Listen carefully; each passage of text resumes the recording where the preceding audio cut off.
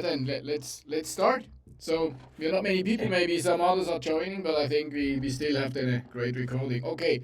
Hey, thanks a lot. I think we have today a really special topic, as Chris already said. He's super interested, and I think a lot of other people as well. I did not hear a lot about form pitfalls and other things about forms. So I'm really looking forward to learn a lot today. We have today Varun and Nitin talking about this super great topic. We of course want to have more topics in the future, and maybe we can invite you again. That would be great. So yeah, let's give the word to you. Maybe you can do a short introduction.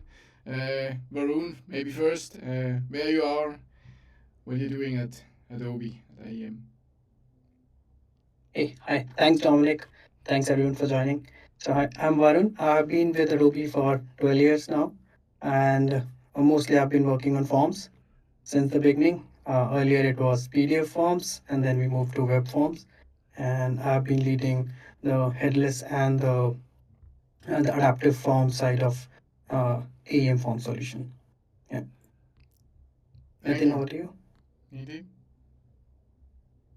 Hello, thanks Dominic. So I am Nitin Gupta, working with Adobe since last 10 years or so. So actually, just 3 days next to this, so I'll be completing my 10 years at Adobe. And I've been working with AEM Forms team. Right now, I'm a senior developer in the team. And yeah, please feel free to ask as many questions. Okay, super. Hey, thanks a lot for joining. I know it's always a special effort to do these sessions and to prepare because it's not only a coffee chat, it's always a little bit more, even if you say it's a coffee chat, I know. So yeah, let's jump into it. I know you prepared something, and I'm sure Chris will ask a lot of questions. Okay, let's go for it. Yeah. So, I'll start. Let me know when my screen is visible. Mm-hmm. Yeah, it's loading. No, it's good. Yeah. Yeah. Yeah, So, at the moment uh, we see your even though Discord. okay, I think let me share it again. Uh, Oh, Lars is joining. yeah, let me know if the Chrome is visible so that I Yes. can start. Yep, Super. you're good. Perfect. Yeah, yeah, thanks. So even though, yeah, thanks everyone for joining again. And even though the topic says forms pitfalls, we would like to call them forms done right. So basically, how to make forms that work. Right. So I'll just give you a brief introduction of what we are going to be doing today. So currently, I'll be talking about the current forms landscape on edge delivery services, and what are the different authoring experiences and what are the submissions we support. And then I'll going through a set of demos to show how you can make forms using either universal editor or how you can embed those forms in an existing document authoring website. So, so basically, there are only two ways currently in which you can create AEM forms on Edge delivery services. One is the universal editor, and the other is obviously SharePoint or Google Drive. Currently, you can create forms on that, and then obviously once you have created those forms, you can embed those on any existing site that you have. So once the form gets authored, it needs to be submitted. So the AEM forms actually provides a bunch of submissions endpoints. So these are some listed. You can find those in the documentations as well. So we can share these links with you so that you can have a look at them later. And once you have, and then we have recently added support to submit to a Google Sheet or Excel as well. And the rest of the submissions that are listed here requires an AEM publish instance. Other than that, uh, so Google Sheet and Excel, we have a separate service for that, which do not require you to configure any AEM specific authorizations or for those some for that submission. Though you would require, we can submit it to any Excel or a Google spreadsheet. but the only requirement is that you have to give access to a specific user. We have created forms at the right Adobe, and you have to give an edit access to that spreadsheet, and your data will get submitted to that particular sheet. So let's start the first experience that we have. So on how to author forms. So I'll not go into detail I because have a you. hey, Yeah, can sure. you hear me? Yes. I've got a question. So even if you submit to OneDrive, Azure Blob Storage, Power Automate, all of that would go through an AEM publish instance. Is that correct? The Google Sheet or Excel will not go through Great. AEM, but the above submissions will go through an AEM publish instance. Okay, got it. Okay, thank you. Yeah, sure. And so basically, this is where it all started, right? SharePoint and Google Drive. You have an Excel, it gets converted to a JSON, and then there is a form block that understands that JSON and converts it into an HTML form.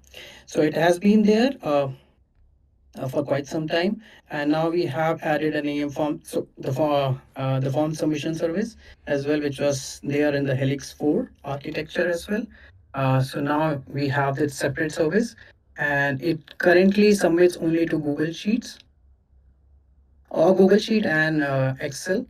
But the only thing is, it when you are creating a form using SharePoint or Google Drive, you cannot submit to an AEM Forms instance, right? So you cannot use any other submission endpoints that we have mentioned above. So it has to be only a Google Sheet or an Excel for now. We are working on how to enable that, but currently that's what it works. Okay. Can you explain why that is that intentional limitation, or how did this come to be? It's not it's not a technical right now. It's just that the bandwidth that we have and the way we are working on. So first we try to start with the Excel submissions, Excel and Google Sheet, and then once we have so what we want is we want to migrate the customers from the publish instance to the form submission service that we have created. So we are slowly and steadily moving as endpoints to that form submission service. So once we have that, once we have this Excel based submission figured out completely, because currently it only works with Adobe SharePoint, we are working on to enable customer SharePoint as well. Once that is done, we'll slowly and steadily target other submission endpoints onto that multi-tenant service rather than relying on AEM publish instance for now. Great. Okay. Good. Yeah. Okay. And this is how it works right now. So it's not an architecture diagram, it's just a data flow that you can see, and it omits a lot of components, right? So you have a browser and you have a SharePoint or a Google Drive and obviously GitHub, with which you author the content and then gets published via edge delivery services. And once you have the form available on your browser, you can submit it to that form submission service, which will actually save it to a SharePoint or a Google Drive. So it works the same way it used to work earlier. You do not need to have the same Google Sheet or a Excel file. It can be any Excel file that you wanted to submit or a Google Drive. Great. Yeah. Yeah, so I'm not going through the demo of this because I think everyone almost knows about it because it has been there for quite some time. It's just that the endpoint has changed from the Helix 4 submission service. It's the new form submission service that we have. Okay. So if I have a site on Helix 4 and the form submission capability was the thing holding me back from migrating to Helix 5. Would I have to do more than just update the post endpoint, or So are there additional requirements? So there is one additional requirement that we have to enable CORS. So that's one endpoint, and the other is the licensing part. So the submission service is currently available only to AIM Forms customers, and the other part, yeah, sure, go ahead, Lars. Okay, got it. Yeah. Okay. No. And calls means I need to enable this I need to set the headers on the the edge delivery services for Adobe Experience Manager sites as a cloud service No, side, nothing. correct? No, nothing on that. Basically, the course has to be enabled Okay. on the R service.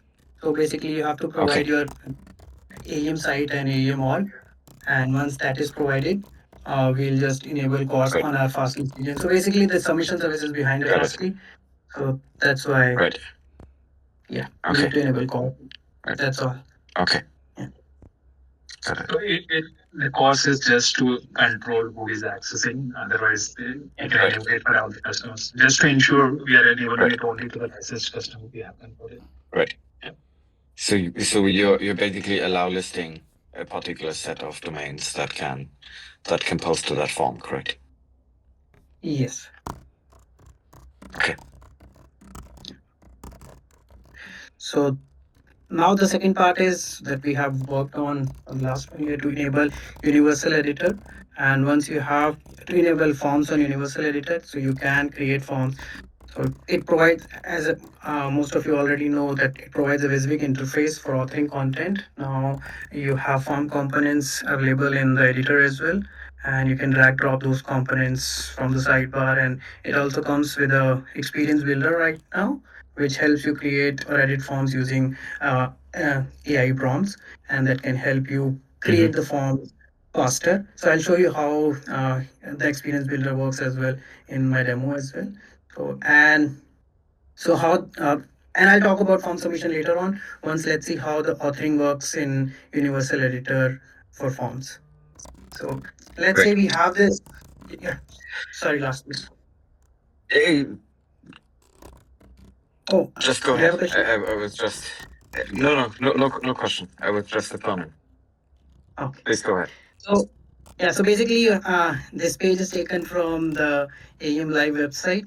So currently we have uh, a, a connect page which actually takes you to a form on a separate domain, and you have this form. So let's say we have a use case where we want to put this form inside our website itself rather than taking the users back to some other domain. How we can do that? So we have this site created on SDLV. So this page is basically created on Universal Editor within AEM. So this is that particular page. So how we can do it? We can take a screenshot of this, and we can use this screenshot to create a form as well using the experience builder. So I've already taken the screenshot. I'll go into the authoring. I'll go into the Universal Editor. There is an form experience builder extension. Once you have that extension, you can just attach a screenshot. I've already taken it, and you can say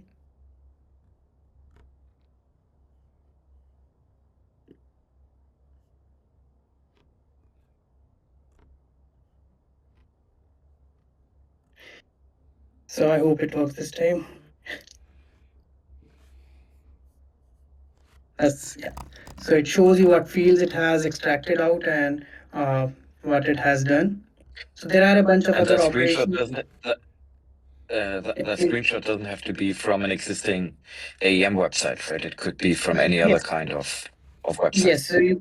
Yes. So it creates the from the screenshot. It actually creates the form fields, and you can also add operations like add field. Mm-hmm. Let's say, for example, add a submit button, and you can give it complex operations as well. While it is doing, I'll write it down. Yeah. So the only thing is, since add a drop down.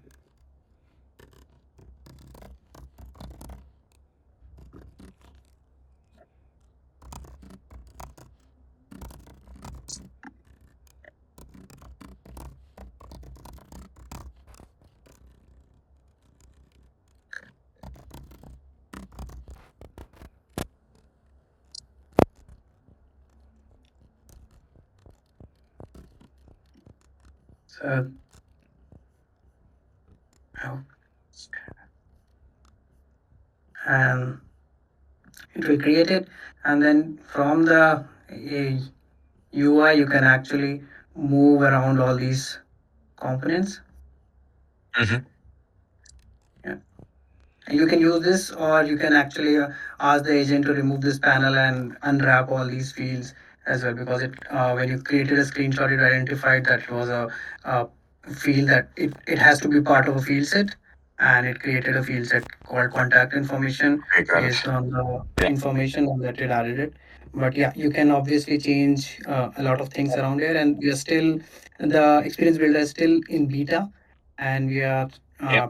keep on improving it, making it learn more tricks as well. And Okay. then once you have, Can you draw a form on the back of a napkin? Take a yes, photo and upload that. Have you tried that? yes, it works. I think I might have it during the summit. Yeah, I think this is what we have presented in this year's summit, where Yeah, the paper we Okay. have drawn a form and then just to capture the photo and Very cool. provided it. Yeah, yeah, so it's something. Hopefully, I find.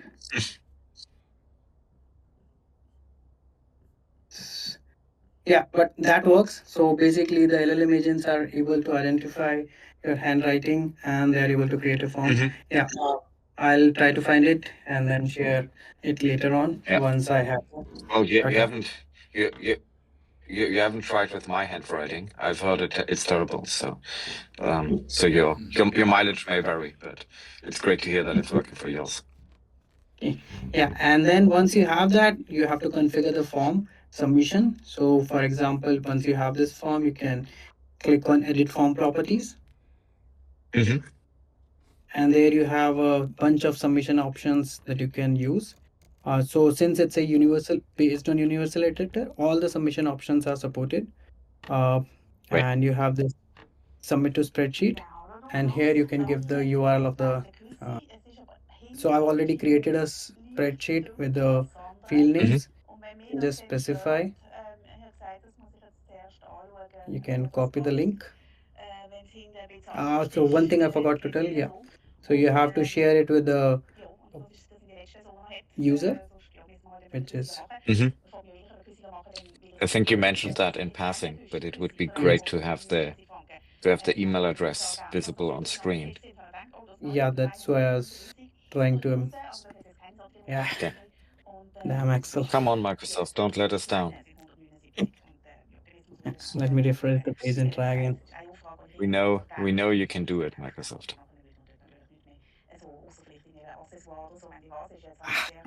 So you have There this we go. form at adobe.com.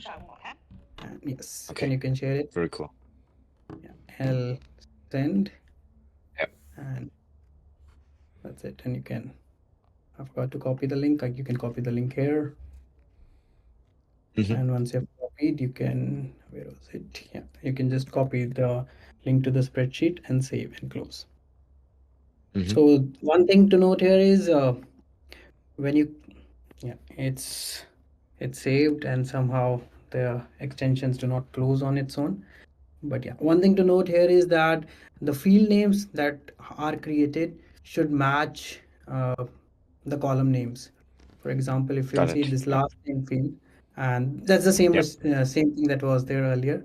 So Yes. if those do not match, you have to change them. And since they're Yep. matching, I can just publish. Yeah, Yeah. And I can see it's the same incoming yeah, it's the sheet same name. format. You have an incoming sheet Okay. in the table, and then you have to Yep. create a table. The table name Great. is intake form. So all the things are same Yep. that has been in the past, so that no Great. change is required from the customer's end. Great. And once you have published, you have to, yeah,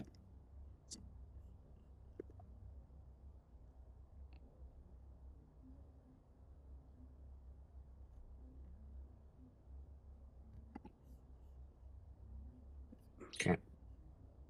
yeah, it should work.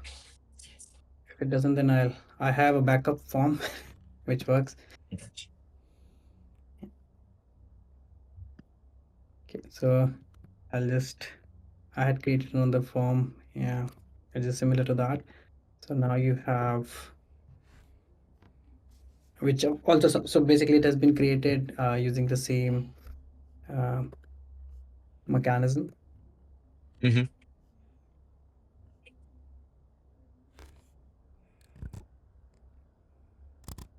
And the architecture wise it also uh, yeah, thank you for your submission. I hope it came on the other one as well.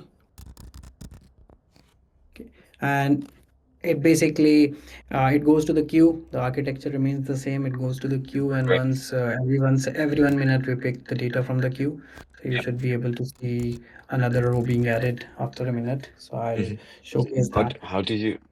how do you specify the confirmation message for the So the form? Is confirmation, that yeah, something like, yeah, I think yeah. So basically, you can specify uh, in the in the form settings and the authoring, you can specify what should happen. You should show a message, and then you can configure. So that was the default message.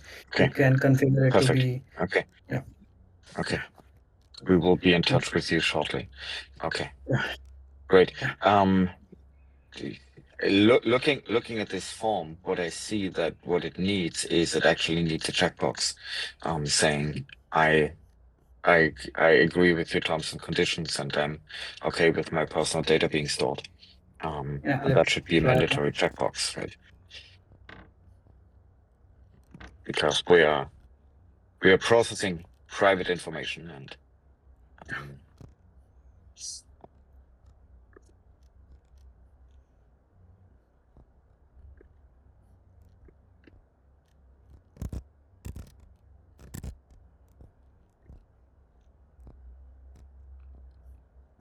Yeah, again, something that I haven't tried. mhm. So let's see. Yeah, Checkbox. Yep. And let's see if it yeah. created it made it required. If it doesn't, then you have the option I think from the yeah, property. I think it's not required right now, but yeah. So you have this validation. Yeah, it's required. It's just that it doesn't show the Okay, style. got it. Yeah, it may be the CSS issue, Okay, but yeah, you can add that. yeah. Yeah. So that's so for submitting to Excel, you do not need to do anything else. Yeah, you can see the data also came, Hmm. which we filled. And but Yeah. there is some work to be done when you are submitting to the AEM instance. For example, you have so basically what happens is when you are submitting. So again, this is how the submission works when you are in the universal editor. You can submit directly from the Hmm. browser, or you can do a submission via your CDN, where you have to write CDN rules, and depending upon your uh, choice of submission, you can either submit it to the form submission service or to the publish Hmm. instance, AIM Forms as a cloud service.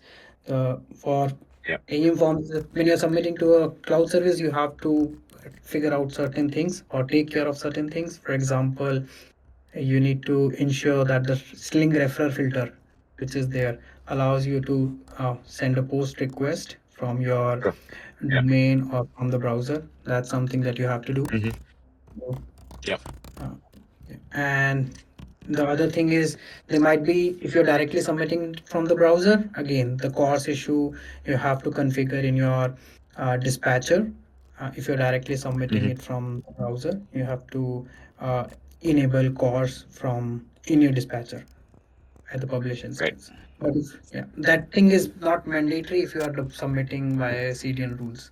If you have your bring your own Hmm. CDN or you manage CDN, in that case can uh, you do not need to configure CORS at the at Yeah. production.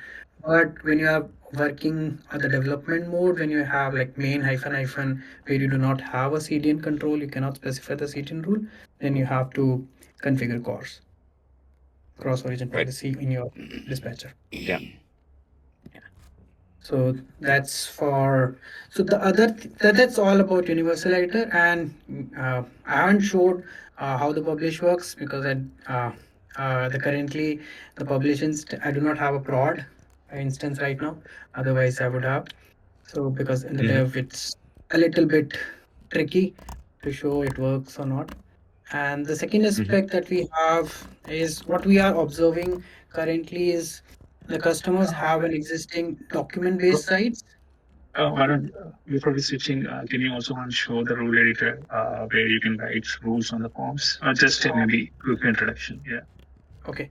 So we have a rule editor, for example, you have this submit, and I think so. What you can do is, let's say, for example, on the click of a button, right?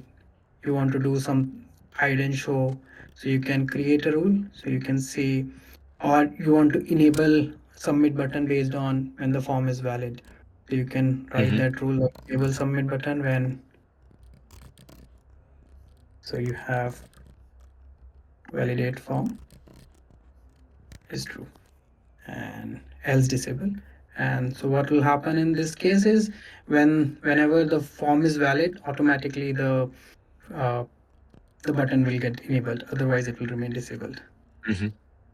And so all these rules and you can all these rules you can some of the rules currently we are working on so that you can use the chat gpt or llm agents not chat gpt, yeah, llm agents to configure so that you do not have to go to that ui as well. So we are Perfect. Yeah. so some of the prompts, yeah, some of the prompts work, but yeah, again, you have to be wary of the precision of the llm agents, and once it works, it works. It doesn't, then yeah, you have to figure out why.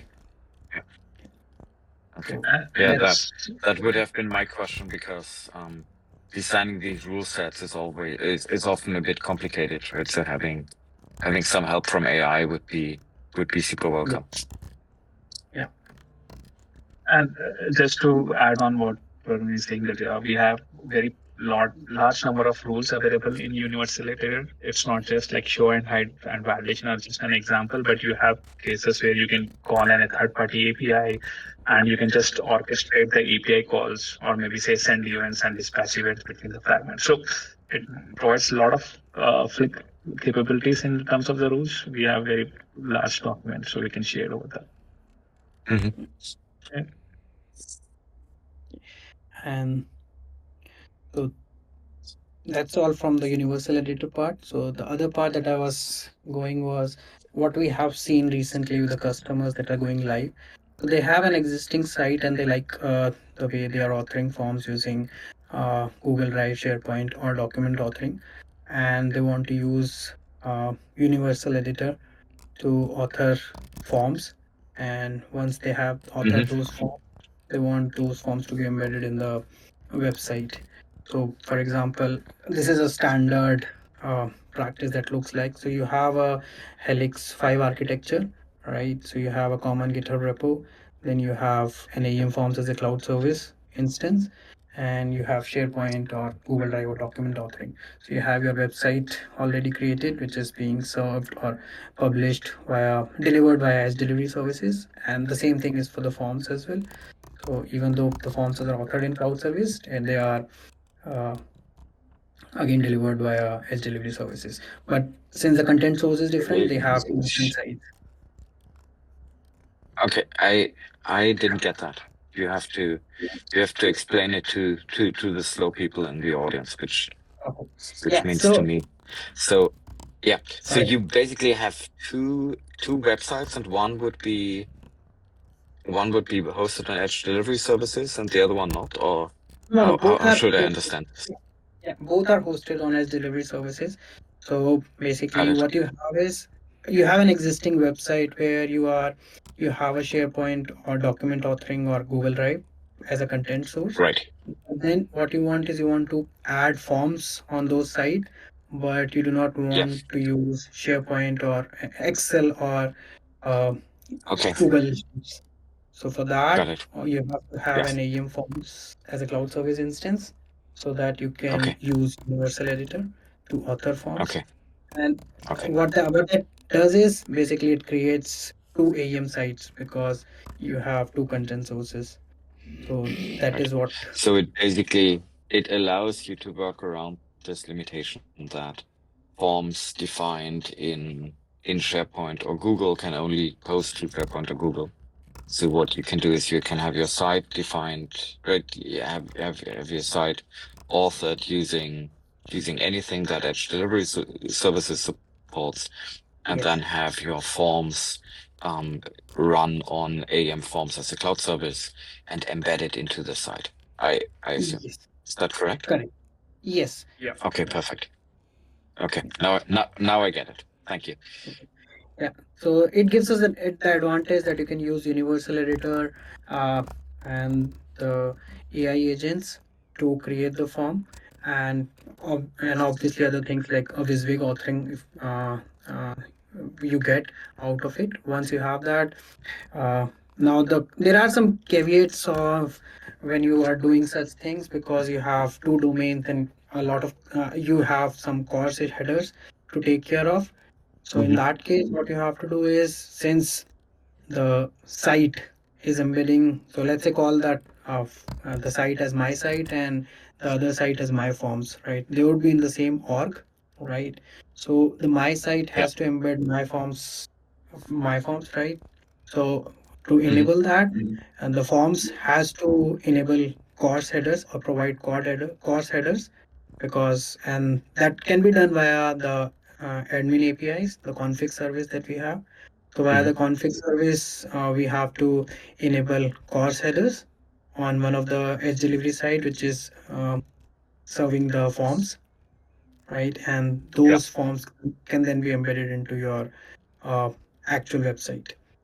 So this is uh, the mechanism so that you can submit to AEM publish instances, uh, and take leverage of other submission options like Power Automate or Marketo submissions, and Workfront Fusion as well. So, but if you have a Yeah. CDN, you can add those rules at the CDN level. So finally, the submission something looks like this. So, for example, the right side is the authoring. You have GitHub as your code source, and then you have AEM Forms as a cloud service, where plus Universal Editor, which lets you author the form, and the document authoring based website as another AEM site, right? Uh, and it's all working on base because of the REPL-less architecture that Helix 5 has. So you have a single content source, single code source on content sources, Yep. and then uh, and then finally you can submit to an AEM Forms as a cloud service, or you can submit to a form submission service as well, because the forms are being uh, hosted on the cloud service as well.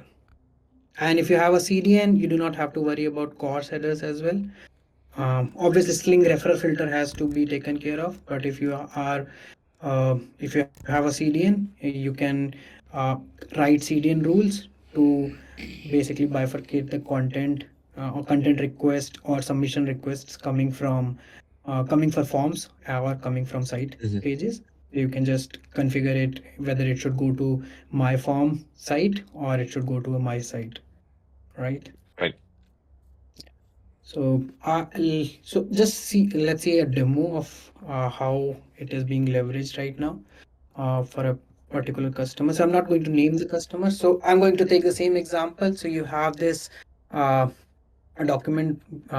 It's a document authoring use case. So you have a Google SharePoint, and the site has been created using SharePoint. So you have this Word doc, right? So you have this Word doc again. We'll take the same use case where you want to embed the form in this particular website. So how we can do that? So first we'll go to the AEM environment where you have to create the form. So you have this forms uh, queue. Once you have AEM forms on your AEM instance, you can go there. You can click on create an adaptive form. So and okay, there is some. Okay, yeah. You have this blank edge delivery services template with which you can start. So once you have to click create, you have to provide the form name, which is the path, right? And then you have to provide your uh, uh, GitHub repository. It's not a GitHub repository actually. It's like the AEM site that you have. The So GitHub, it's not a Mhm. content repository, it's the AEM site that you have, which will where the content will where the form will be delivered to. So Mhm. once you have this, you click on create.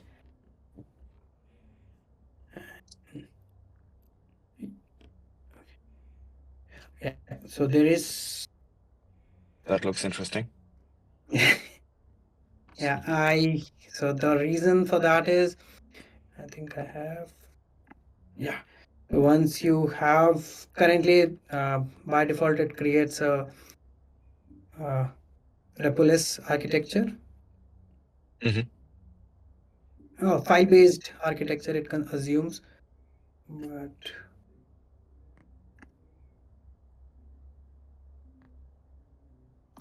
okay.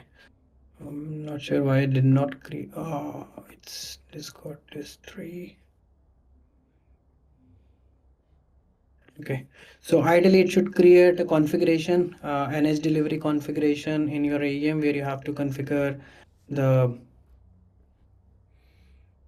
So by default you have this repo list. By default it creates a file-based config setup, but since our repo was a Mhm. repo list, you have to configure this. So I'm not able to create that. I'll show you already created content. So you have to configure Mhm. aem-live with repo list config setup here, and then you have to provide your authentication token. So this is something Okay. that you have to do right now. Uh, Once you do that, this error should go away. Um, and the other thing is the AEM did not created that uh, configuration as delivery configuration. We have to look into that, but this is something uh, we can. So for example, for now I have created this form. So again, this was created using the same screenshot, but I added all the fields here and configured the submit action. So this form is present here, and here is the edge delivery configuration for that particular form, which uses the same organization. You have the site name, and then you have the config setup and authentication token. So this Mhm. is there, and then we have for that we have a So new so yeah. in case I run into the same error as you do, the right way to recover from this is to delete the config and restart, or is there another way Yeah, to recover so from the error? I have to try it because this is the first time that I'm receiving it, uh, Okay. and so it should okay. Generally the, it might be a feature toggle problem, something related to that, but yeah, something we have to look Mhm. into. But uh, since morning it has not happened, so I was hoping it works. But yeah, Yeah. something to look forward to. Mhm. So But then we really, have the workaround is not workaround. The troubleshooting is the way you need to go and find the edge delivery configuration and recheck it's configured to proper yeah. helix for helix 5, whatever Varun was showing. So I think that's the troubleshooting point. The only That's thing is in this case, generally this happens. It creates a config, but in this case, it did not even create a config with that particular uh, configuration. It should generally create a configuration, but somehow something is So there in the generally, engine that is there preventing. are a couple of causes. So one is related to the edge delivery service configuration, as Varun mentioned. In this case, it was somehow not created. And the second that we have often encountered is that people have not enabled the EM forms solution on their environment. But it is not the case here because it is already enabled. But if you don't have AEM Forms solution enabled on your environment, this is what your page is going to look like if you open it in Universal Editor and add a form. Then. Right. Yeah, this is yeah. So for that, what we have is, and again, you have since it's a SharePoint, you have to create a block. So we have a embed adaptive form block, and in this you can add the URL of your particular form. For example, Mhm. in this case, main Discord live, and yeah. So again, this block, the code for that block is present in the boilerplate, not the Yeah. AEM boilerplate, but there is an AEM forms boilerplate. The link is there on the repo itself, the page that I Yeah. was showing. You have a link in the documentation, and you can use that to copy the block code from there. And once you have it, you can just publish it. Mm-hmm.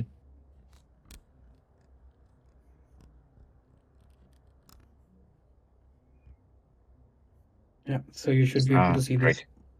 Yeah. And then it will submit back to wherever it was configured to be submitted. Mm-hmm. And you can configure it to Perfect. submit to AEM instance or yeah. So Yeah. yeah, that's all from me. So, yeah, And just to I iterate on the previous glitch that Varun you saw. So I think there has been some changes behind the scenes in launch darkly configuration for this feature toggle.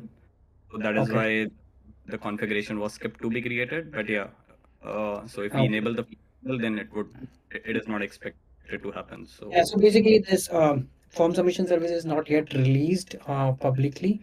It's Mm-hmm. available early access. It was supposed to release this week, but due to some issues, it has not yet been released.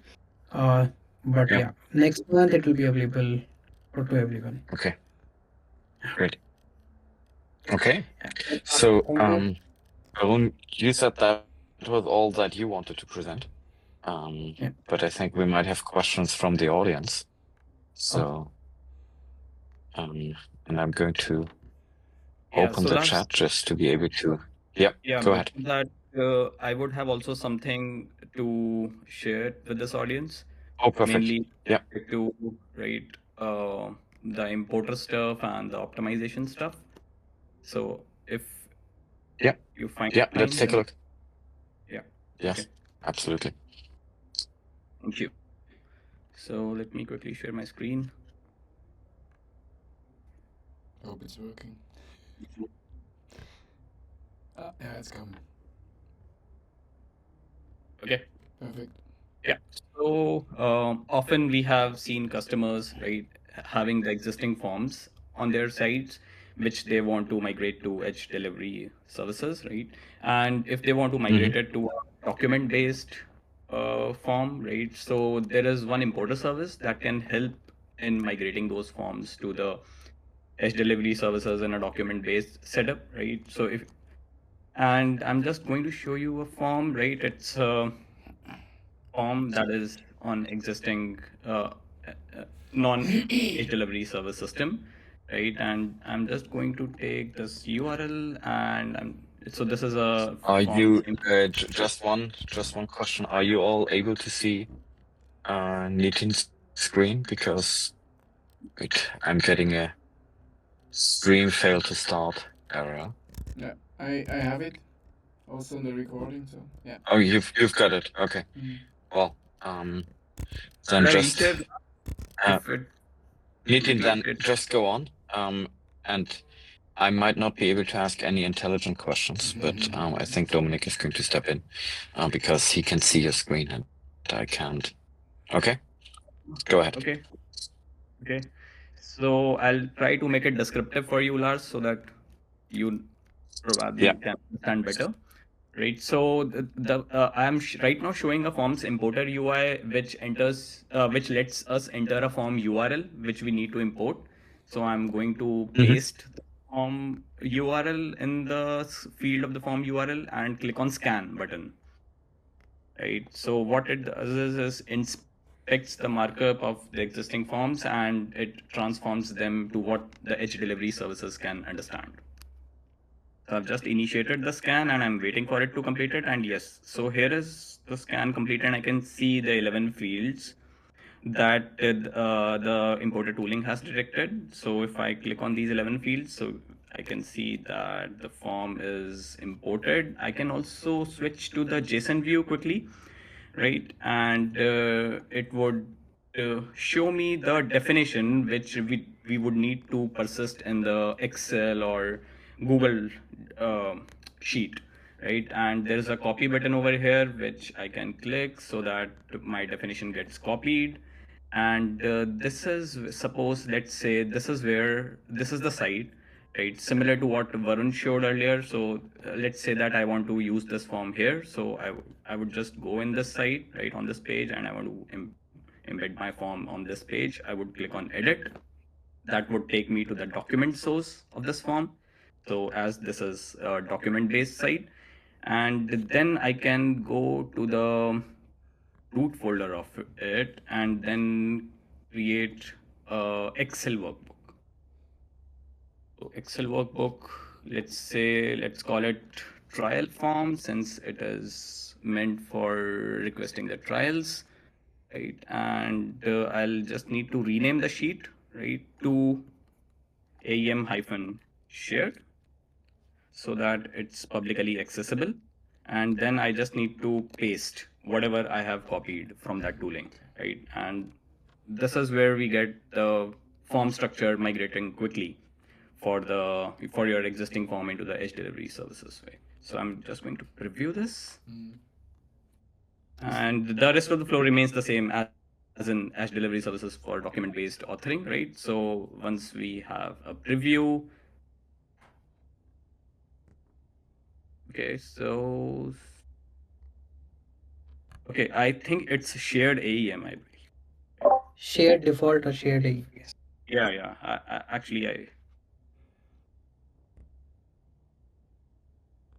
toggled the word somehow, but now it should work.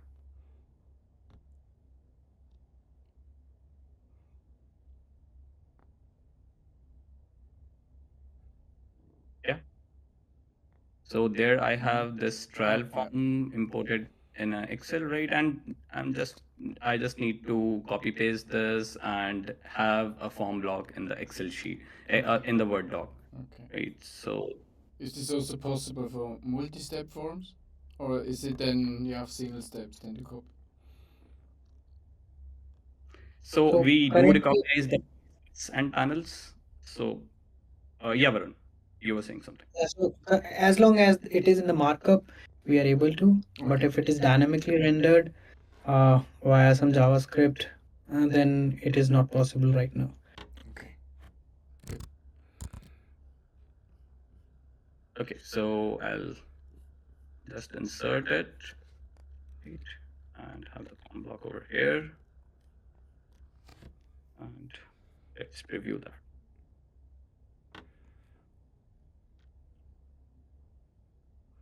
Yeah.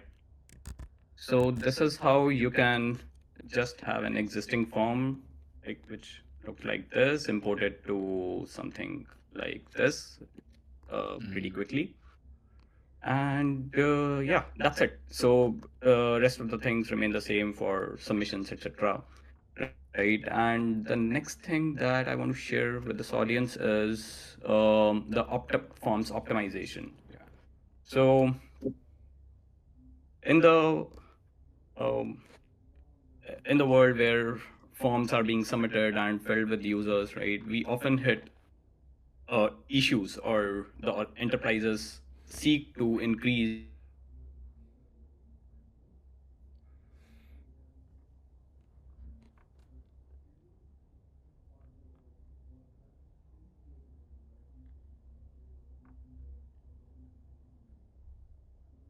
workflow. Okay.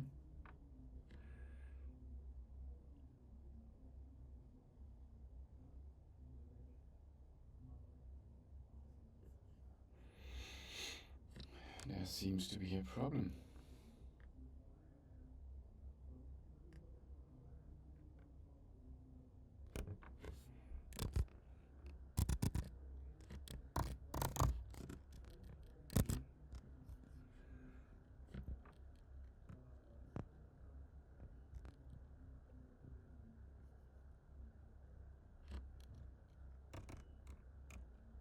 Take you to a brand, Frescopa.coffee. So the intention here is that we detect the forms optimization problems, we auto detect them, and we make some recommendations, right, to fix them. And then the enterprises can apply those fixes to their forms and do an A by B testing using the experimentation engine that we have, and then compare that if the variant has done statistically significant conversions with respect to the control variant. For example, I'm just going to walk you through a sample opportunity that we have. So, for example, if I just filter this list down to forms optimization opportunities, and there are some opportunities that says that your sign up form has low views, your inquiry form that was a B2B form on this domain has got low conversions. So here, if I click, so this was the site for Fiscopa Coffee, and the form that I'm talking about is this claims reward form that we navigate from here, right? And through the we back our findings from the data that we get from the operational telemetry that gets collected with your edge delivery services websites, or even right AEM cloud services and AMS based also deployments. And this is an opportunity where the users have not been able to reach this page, which allows them to sign up for this Frescopa brand. And that was probably because of the fact that the clicks on the CTA, which takes them to the form, were pretty less. And as you can see that this right CTA is below the fold, and that's why the visitors might have missed this. So this is an auto detection that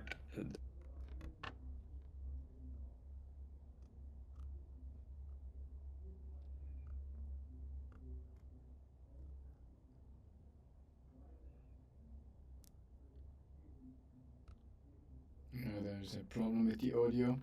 I hope it's coming back.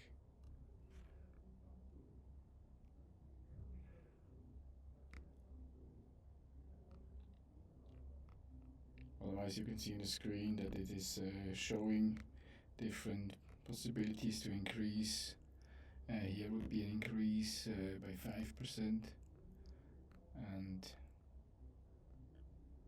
yeah, and then you can choose which one you would take. This is another option.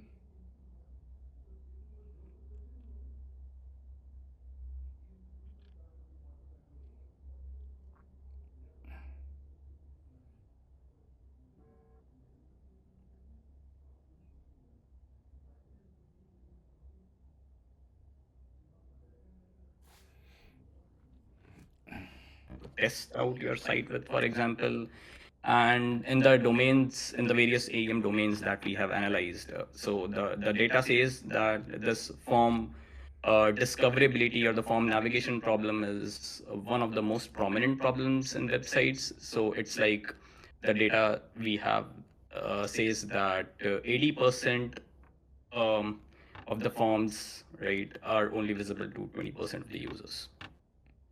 So it's the 80-20 rule that is applicable for right, the websites that we have that have lead gen forms on it.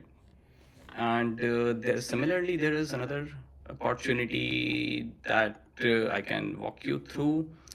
So this is with respect to the B2B form, which is in this case used to order, let's say, coffee machines, right? And it was quite a long form, and there was a drop off, right?